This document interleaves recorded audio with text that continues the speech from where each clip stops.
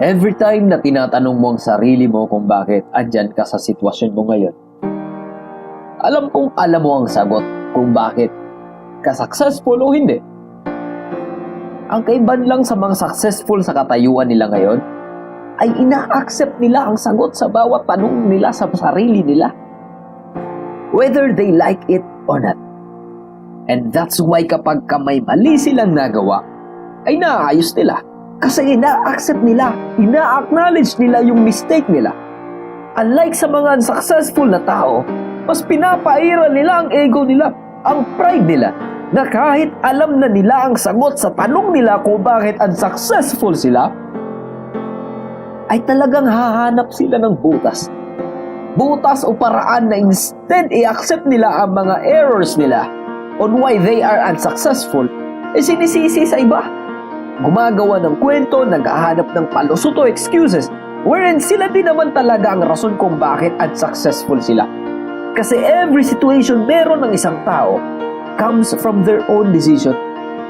Now, if you don't accept your mistake or errors in life, talagang hindi ka matututo dyan. At hindi mo yan mababago dahil mas pinairal mo ang ego mo, dahil takot kang sisihin mo ang sarili mo, takot kang magkamali.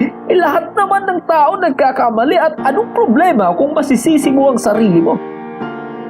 At least, tinuturuan mo ang sarili mo on how you work with your mistakes. Actually, ang pag-accept ng pagkakamali, hindi naman yan pagsisisi sa sarili. Ang tawag ko dyan is disciplinary action for myself. Tinuturuan ko ang sarili ko ayusin ang error sa ugali ko. I'm not trying to say na approve ako sa pagsisisi. Masama pa siya.